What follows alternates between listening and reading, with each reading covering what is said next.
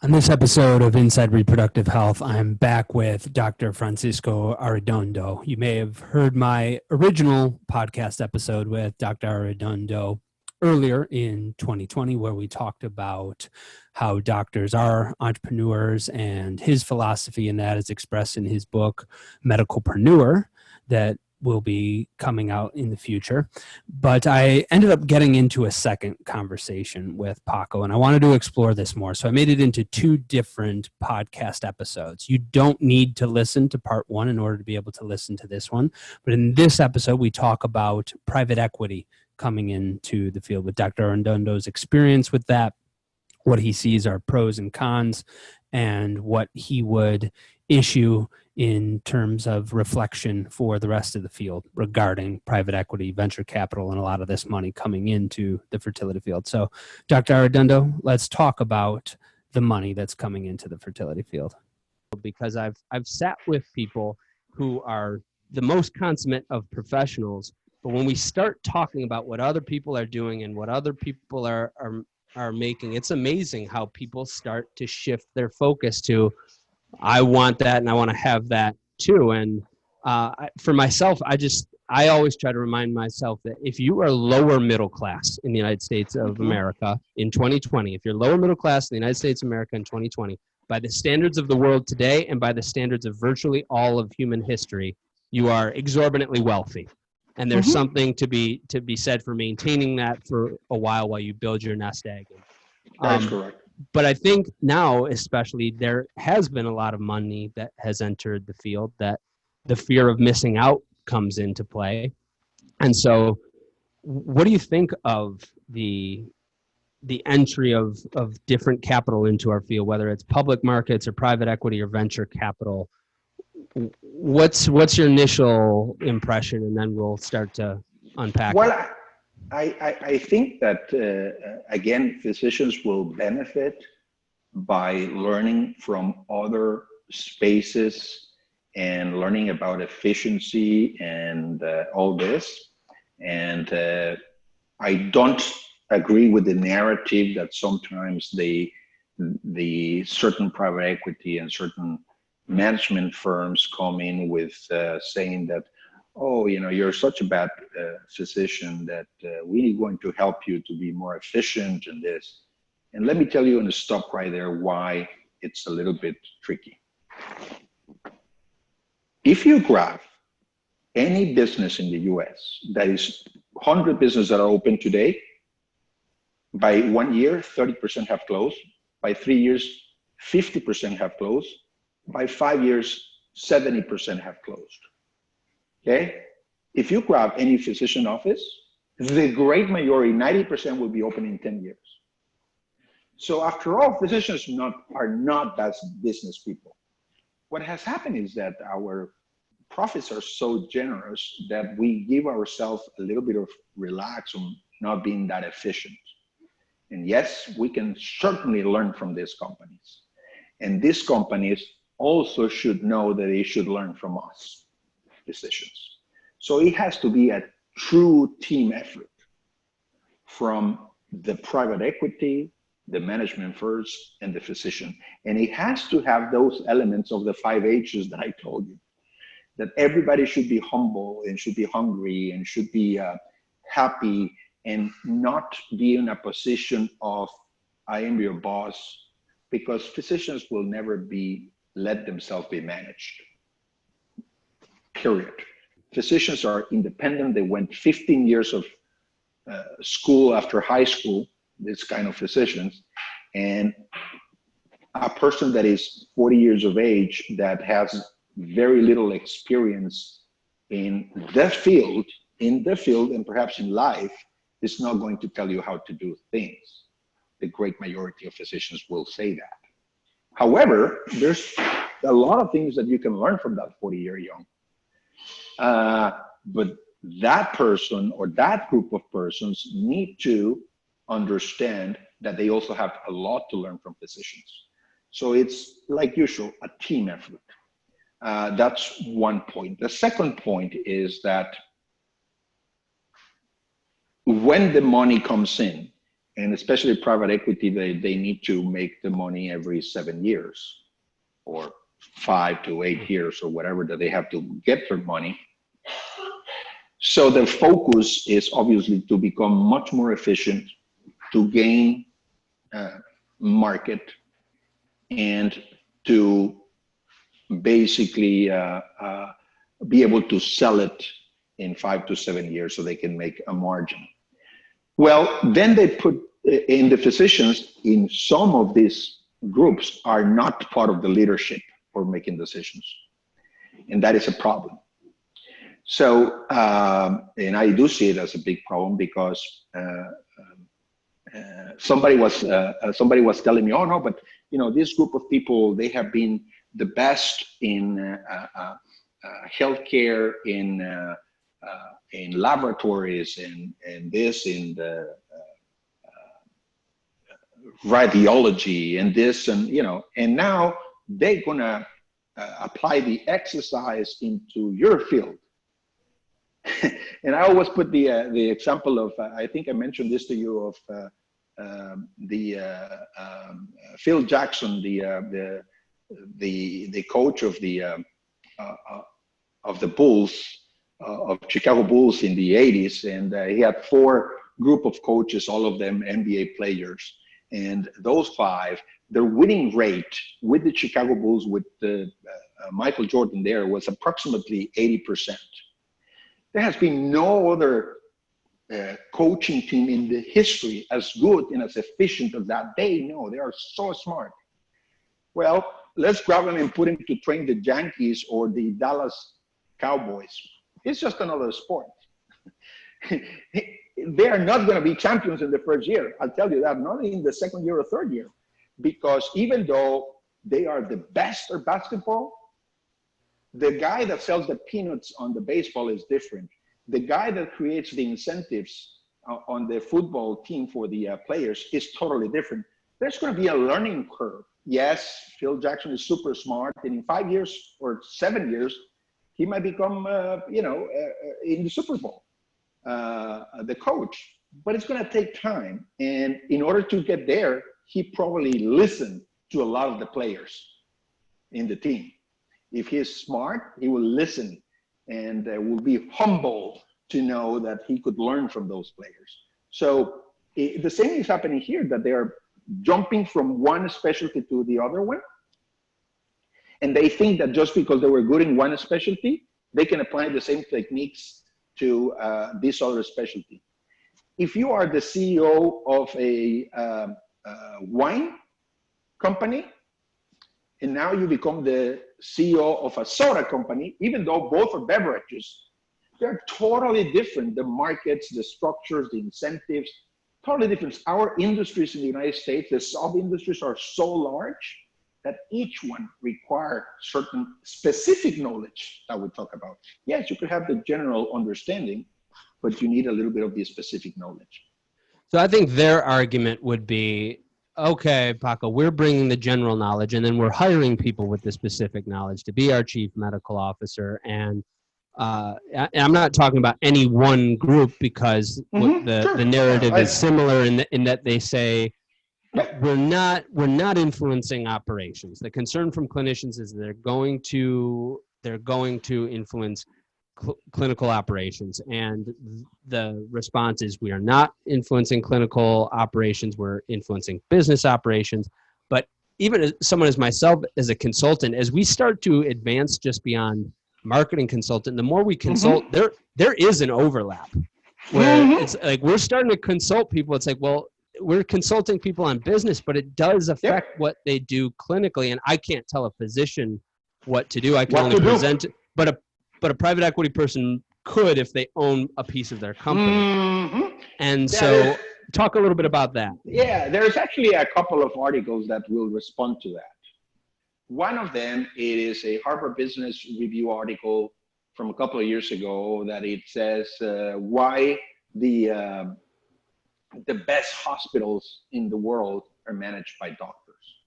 And if you think about it, Mayo Clinic, Cleveland Clinic, Johns Hopkins, that consistently are on the 3 tiers of best organizations in the world from inception are managed by doctors. And why? Because you require credibility. Remember what I told you about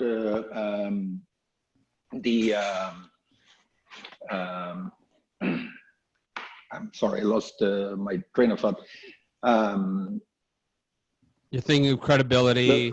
Correct. I will tell you about trust. You know, physicians only trust physicians in a lot of ways. So if a physician comes, a physician that has walked the walk, it has more credibility, not only for the physicians, but also for outside stakeholders, patients, the suppliers. You actually have a lot of credibility to external stakeholders, future employees, the pharmaceutical industry, donors, a lot of other people. You will have credibility because what happens is that if the other article is something that it was talk about private equity in healthcare during the COVID era. It was in Bloomberg Businessweek, I think it was in May of this year. And basically what it says is that, yes, in theory, it sounds nice that obviously private equity should not interfere with the daily decisions. But when their only focus is to make money and duty is to provide care, then it happens that physicians are serving two masters, the patient and the money holders. So it's actually very hard to do that balance. And as you well mentioned, there are certain examples where they are putting the incentives of your services, of your salaries. Remember those physicians that we said that had $300,000 of debt?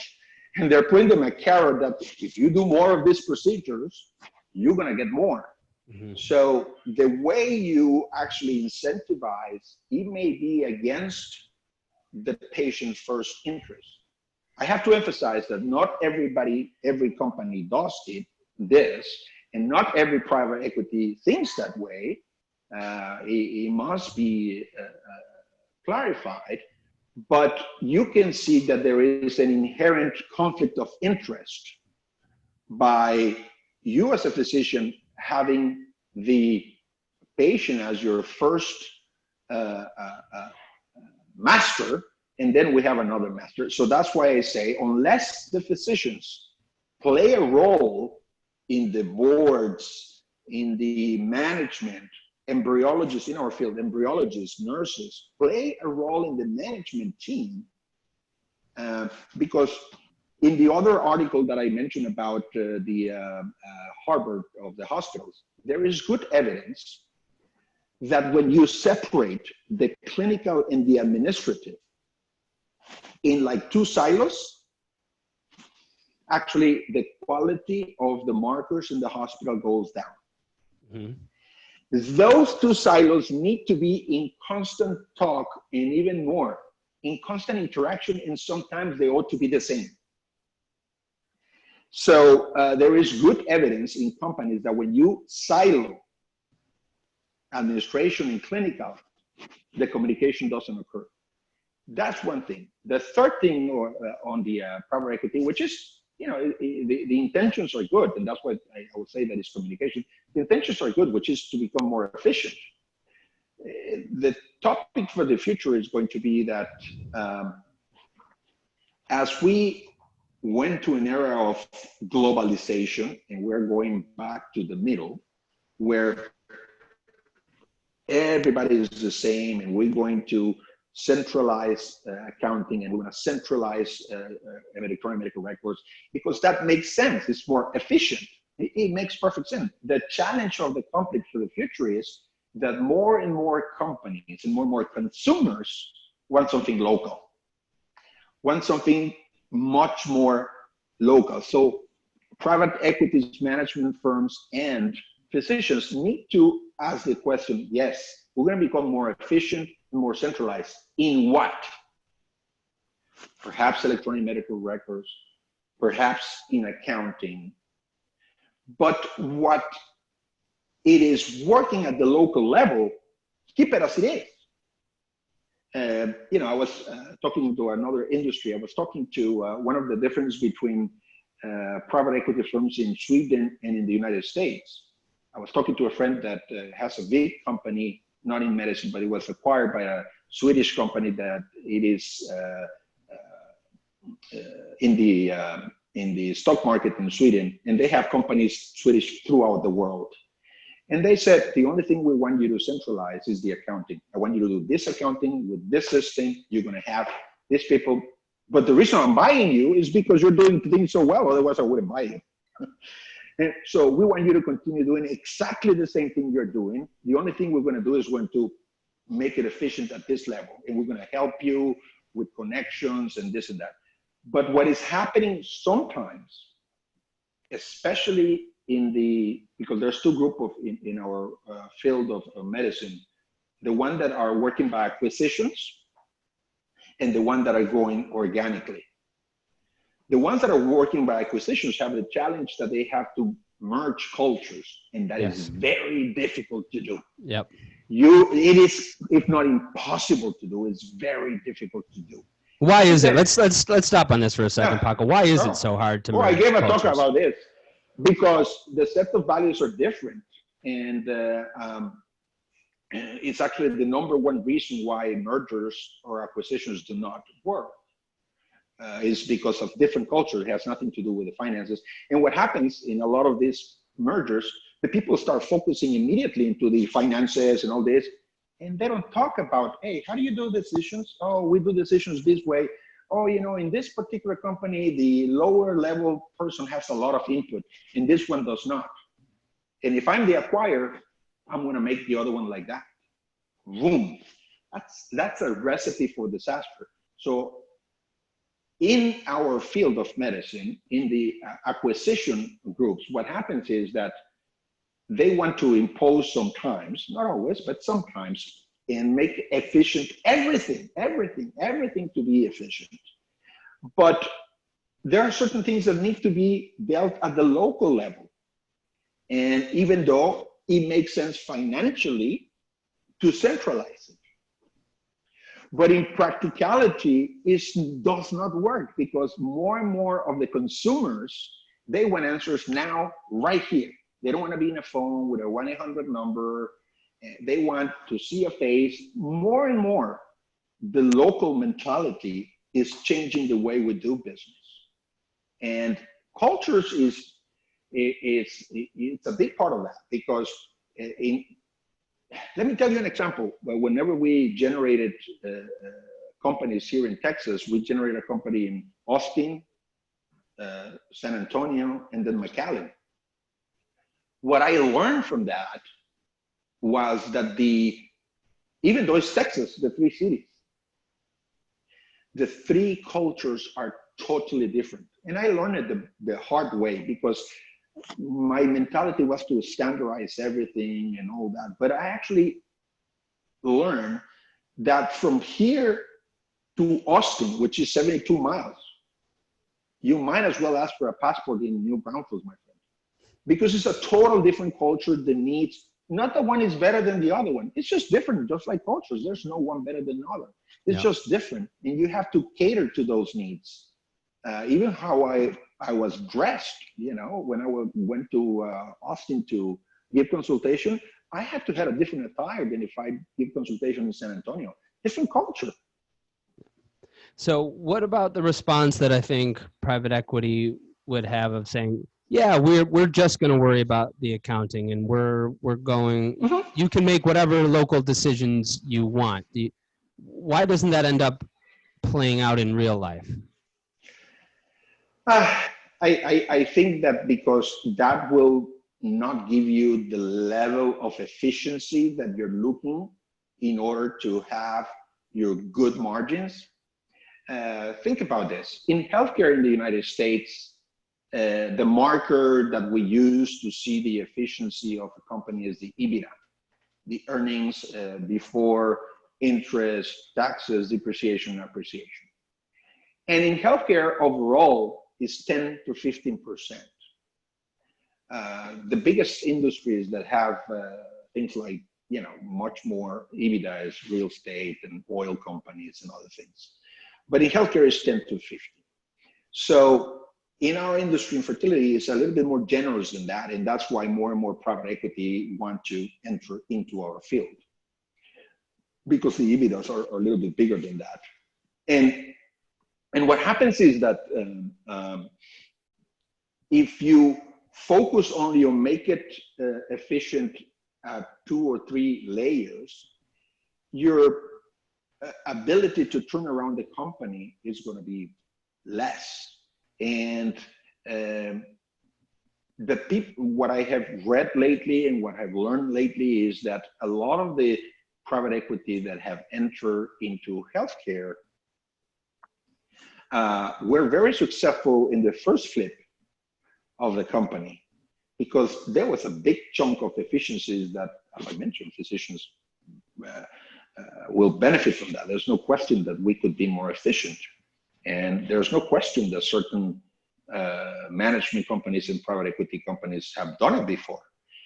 But after they do that, when they go to the second, they are having trouble getting the second acquisition, the shrinking of the fat, if you may.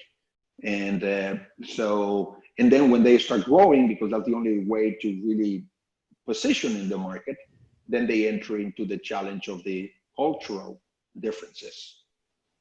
If you grow organically, obviously it's going to be much more slow, the growth, but you have much more control because you infuse the culture that you want. And again, you have to adapt it. Think about this. Even if you go on a company that is totally efficient, McDonald's, Starbucks, any of that. You go to McDonald's here in San Antonio and you can find a burger with chorizo con huevo, and you go another place and you don't find it. They even adapt to the local market. Mm-hmm. You find in this area things in the menu that are spicy, and you go in the north or northeast and you don't find that. I was in Nova Scotia, Canada, and they had the McLobster or something. There you go. So we don't have it in Texas, my friend. So even those companies have learned to make it local. They're little by little, make it local. And this is the big disadvantage that Budweiser and Anheuser-Busch will have with a local boutique draft beer that is done in your market. There will always be, they can compete with that because that is such a flavor, such a local perception that to the people that they like those flavors, you put a Budweiser in front of them, it's not going to work. Yeah. Now, the challenge that those craft beers happen is when they start growing, that they lose their power because now they're big. They cannot claim the same thing. Let me give you an example. The best advertising in TV in the whole history is claimed to be the 1984 Super Bowl commercial of Apple, where that woman throws everything to the screen where they're putting the 1984 movie, and because Apple is the underdog against IBM, the big thing. I think that Apple cannot do that ad today because now they are IBM. Right. So that is a technique that has to be adapted as you grow, And what is happening, a lot of these companies were small and boutique and and now they are part of a McDonald's. So the appealing.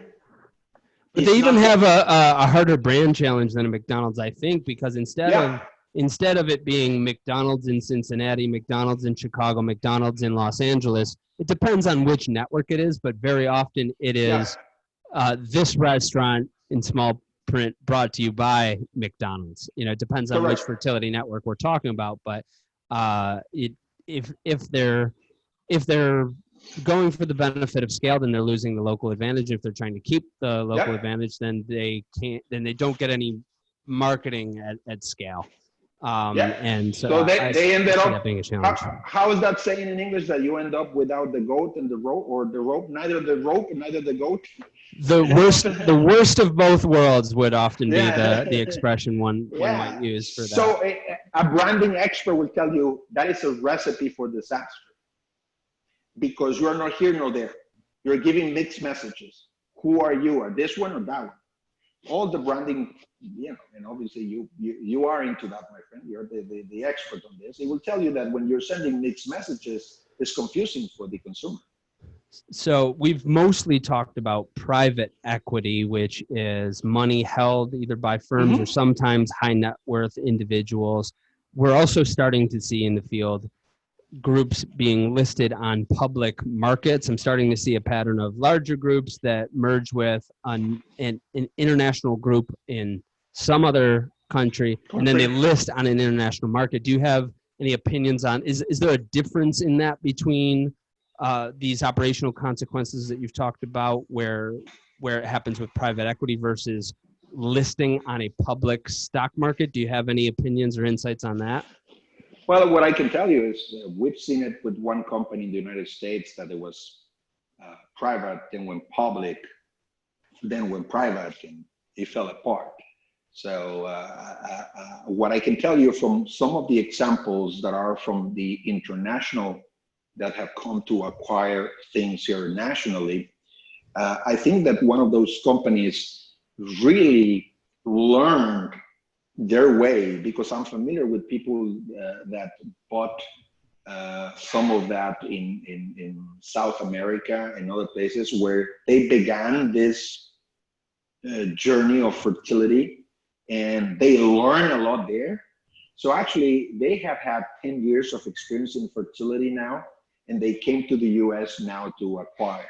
So yes, they will have to learn the US market, but I think that they actually learn a lot in other markets. So I think that they are going to be doing a little bit better. But it's going to be very interesting to see what happens with COVID, because a lot of the cash flow was stopped, and a lot of these companies distribute basically the money right away. Which is different than when it's a small business company, where people tend to keep cash for the operating expenses for several months as reserve. And here it was not, because everything was distributed right away. So I think this is going to impact, I would say, my prediction is going to impact morale, because a lot of people that were working for 20, 30 years were put in furlough and were fired, and because obviously they had no cash flow coming in, unfortunately. And what happens is that a lot of the nursing staff, which it's very hard for us to find nursing in our fertility industry. What happens is that they left, and those nurses got jobs right away in healthcare because there's a shortage of nursing. But now that you are revamping again the industry and you want them to bring them back, most likely they're going to tell you, no, my friend, you didn't support me when I was in really dire straits here, and I don't want to go back to that. So we already had a shortage of human capital in fertility industry, beginning with doctors, which are probably the only ones that are going to be a little bit easier to obtain, because we have a limited sample of physicians, 35 to 40 physicians a year for 350 million people. So, but nursing, which basically, this, the heart of our operations are the nurses. They are really the heart of the operations. Yes, physicians will do the transfer, but the heart, the big work is done by nurses. And some of these nurses were put in furlough, were actually fired. So, and it takes a good nurse that has zero knowledge of fertility, a good 6 months to a year to become proficient. It's a long investment. So what are some of the benefits then, Pav? Or do you think there can be a benefit in terms of some physicians getting what in other industries is sometimes called FU money? And I've been in a meeting where there was a 7-doctor group, and we were talking with, and I could see them kicking this idea over, and the deal was good, and they were interested, and they were also conflicted for many of the reasons you said, and ultimately I think they ended up going with it because they decided, you know what, we'll do this for our 5-year earnout, and if we want, we can come back and do whatever we want, essentially, because they would have the capital to do that. And someone that you and I both like at a mention that you at a meeting that you and I were at earlier this year had mentioned, there are potential downsides for the younger partners, but there could be upsides for the younger partners, and that they could get a big upside now and they could get more later. So what do you think are the upsides of physicians being able to cash out? Well, I think it's always important to align the interests of everyone.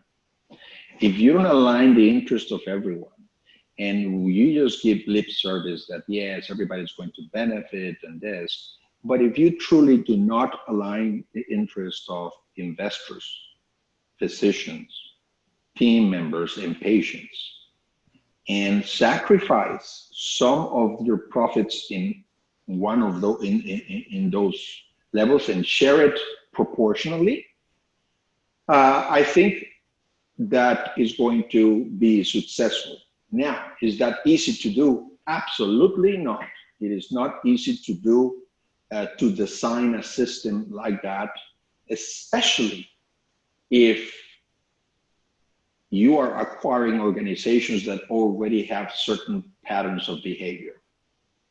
You may be much more successful on aligning all those interests in de novos, because then you are going to get the right team members from the beginning. So that's one point. The second point that I will say on that is that there is a lot of to align them. There's a lot of intangibles. It's not only the money, it's the decision making. So physicians enter into this to make decisions, and to the great majority of physicians enter into this to help the patient, to make decisions. And when these get disaligned, the morale is very low. So for the young physicians, I think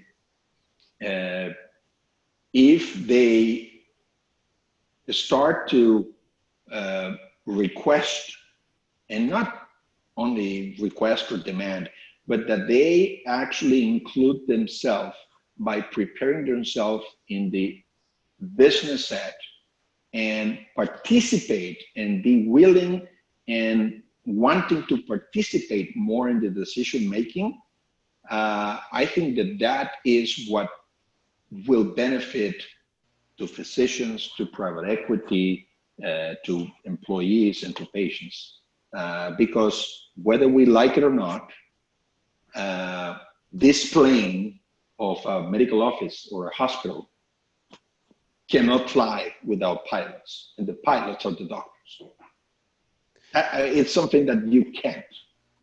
As you were talking about aligning interests, I've thought about other things that you've talked about, because you've talked about implementing personality tests in your when you ran your practice. And I wonder if you ever combined those two when you were doing negotiations with buyers. Did you ever have them do personality tests? Because I could see that as being, if someone is thinking about this, they might be interested in doing that. We did actually with new employees, and there was a time that we simplified the questions and we put them with the patients, because then you're dealing with two types of personalities in a couple. They have different personalities. So the way you express this patient might capture 100% of what you said, but this one only 50. And so you have to be able to cater for both. And so we used it to identify personalities and how the wording was going to be done from the physician to the patient, from the nurse to the physician, and from the financial advisory to the patients. Yeah. I think it could be a good idea for doctors considering selling equity of their practice to do personality tests with the prospective buyer. And one thing I might look for is agreeableness. And if you do the Big Five personality test, it's called Big Five. That's one. Yeah. I remember you all use Myers-Briggs, but Big Five, for example, I might look for someone who I might look at their agreeability index. And if they're too low on agreeableness, it might not be a good fit. That's why I think I'm such a good guy to do business with, because I'm just on the agreeable side of the spectrum. I'm agreeable 54% of the time, which means that I want to make sure that the person I'm doing business with gets theirs, but I'm also not going to be shy in advocating for mine, which is why I think I'm such a great business guy, in my not so humble opinion.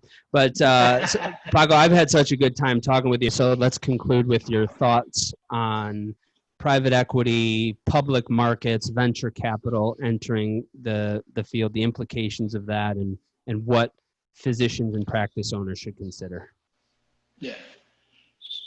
So on the relationship between external money coming into medicine and external knowledge, it's not only the money, but the knowledge coming into medicine, I think the fundamental thing should be that because the money that comes in put the physician in a difficult position of serving the patient and the stakeholders, the only way to solve this problem is by, in every single decision, aligning all the interests of the investors, the physicians, the team members, and the patients. And that is not easily done without the major input and major decision-making of each of those four elements. And it cannot be a vertical implementation. It has to be a horizontal, where all these elements have some say in how you design the company: the patients, the team members, the doctors, and the private equity. Dr. Francisco Arredondo, Paco, thank you so much for coming on Inside Reproductive Health.